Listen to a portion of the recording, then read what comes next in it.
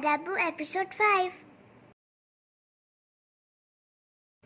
अस्सलाम वालेकुम दादा अबू। वालेकुम अस्सलाम हानिया बेटा। दादा अबू अल्हम्दुलिल्लाह अब तक आप मुझे इन 4 सहाबा कराम के बारे में बता चुके हैं जिनको रसूल सल्लल्लाहु अलैहि वसल्लम ने इनकी ज़िंदगी में ही जन्नत की बशारत दे दी थी। जी हानिया बेटा, मैं अब तक आपको अशरा मुबशरा में शामिल 10 सहाबा कराम में से 4 के बारे में बता चुका हूँ।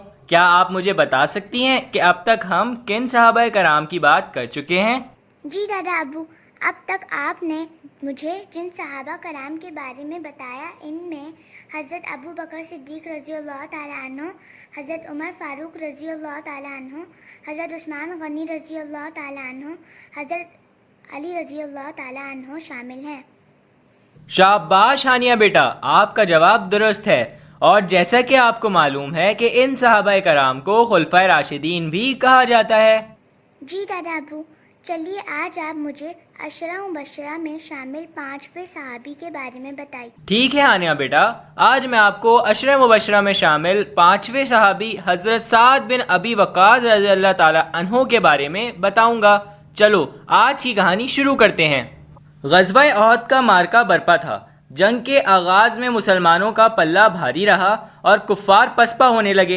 जंग से पहले एक दुर्रे पर नबी करीम सल्लल्लाहु अलैहि वसल्लम ने चंद तीर अंदाज़ों को जिम्मेदारी सौंपी कि वो किसी भी हालत में अपनी जगह ना छोड़ें। लेकिन जब कुफ़ार को पसपाई हुई तो मुसलमान तीर अंदाज़ों ने वो जगह छोड़ दी। दुश्मन के लिए ये एक नादिर मौका था और इसने इससे फ़ायदा उठाया और कुफ़ार पीछे से आकर मुसलमानों पर हमला आवर हो गए। इस सूरत हाल में मुसलमानों पर एक मुसीबत टूट पड़ी और मुसलमान अफरा तफरी का शिकार हो गए। इसी दौरान में दुश्मनों ने एक झूठी खबर उड़ा दी कि नाउजुबिल्लाह सरवर कौनैन हज़रत मोहम्मद सल्लल्लाहु अलैहि वसल्लम शहीद हो गए हैं। इस अफवाह से मुसलमानों की रही सही हिम्मत भी जवाब दे गई। बाद में ये खबर झूठी साबित हुई। नबी करीम सल्लल्लाहु अलैहि वसल्लम को आप सल्लल्लाहु अलैहि वसल्लम के जानसार सहाबा ने अपने घेरे में ले रखा था और दुश्मनों के हमलों से आपको बचा रहे थे। शम्अ रिसालत सल्लल्लाहु अलैहि वसल्लम के इन परवानों में हज़रत साद बिन अबी वक्कास रज़ियल्लाहु ताला अन्हु भी शामिल थे, जो अपनी ज़ात की हिफाजत से बेनियाज होकर दुश्मन पर तीर बरसा रहे थे। हज़रत साद बिन अबी वक्कास रज़ियल्लाहु ताला अन्हु की पैदाइश हिजरत से तकरीबन 30 साल पहले मक्का मुअज़्ज़मा में हुई। आप रज़ियल्लाहु ताला अन्हु ने लिखना पढ़ना सीखा और तीर अंदाजी में भी महारत हासिल की। अहले मक्का की तरह आप रज़ियल्लाहु ताला अन्हु ने भी तिजारत का पेशा इख्तियार किया। आप रज़ियल्लाहु ताला अन्हु का ताल्लुक़ कुरैश के मुअज़्ज़िज़ कबीले से था।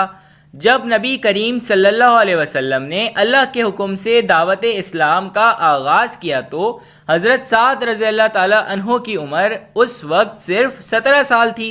आप रज़ियल्लाहु ताला अन्हु हज़रत अबू बकर रज़ियल्लाहु ताला अन्हु की तरगीब से मुसलमान हुए। इस्लाम के इब्तिदाई दौर में मुशरिकीन मक्का की तरफ से मुसलमानों पर शदीद मज़ालिम ढाए गए। कुफ़ार के शर और फसाद से बचने के लिए मुसलमान मक्का के पहाड़ों की घाटियों में छुप छुप कर इबादत किया करते थे। एक दिन हज़रत साद बिन अबी वक्कास रज़ियल्लाहु ताला अन्हु दूसरे सहाबी के साथ अलग थलग घाटी में नमाज पढ़ रहे थे कि कुरैश के चंद मुशरिकीन इधर आ निकले। इन्होंने मुसलमानों को नमाज पढ़ते देखा तो इन्हें छेड़ने लगे और इनका मजाक उड़ाने लगे। हज़रत साद रज़ियल्लाहु ताला अन्हु इस्लाम और मुसलमानों के ख़िलाफ़ इन हरकत को बर्दाश्त ना कर सके और करीब मौजूद एक ऊँट के शाने की हड्डी उठाकर इस ज़ोर से एक मुशरिक के सर पर दे मारी कि इसका सर फट गया और खून बहने लगा। ये देखकर बाकी मुशरिकीन भाग गए। अब तक मुसलमानों को दुश्मन के मुकाबले में हाथ उठाने की हिम्मत ना थी। हज़रत साद बिन अबी वक्कास रज़ियल्लाहु ताला अन्हु वो पहले शख्स थे जिन्होंने इस्लाम की राह में दुश्मन का खून बहाया। हज़रत साद रज़ियल्लाहु ताला अन्हु ने नबी करीम सल्लल्लाहु अलैहि वसल्लम के साथ बदर, ओहद, खंदक से लेकर फ़तह मक्का तक तमाम ग़ज़वात में शिरकत की। ग़ज़वा बदर और ओहद में बड़ी जाँबाजी और बहादुरी से लड़े। फ़तह मक्का के मौके पर महाजिरीन के 3 अलमबरदारों में से एक झंडा हुज़ूर अकरम सल्लल्लाहु अलैहि वसल्लम ने हज़रत साद रज़ियल्लाहु ताला अन्हु को अता फरमाया।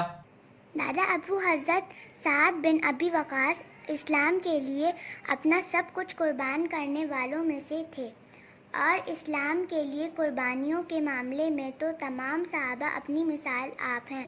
آپ نے بالکل ٹھیک فرمایا ہانیہ بیٹا، نبی کریم صلی اللہ علیہ وسلم کے تمام صحابہ کرام ستاروں کی مانند ہیں۔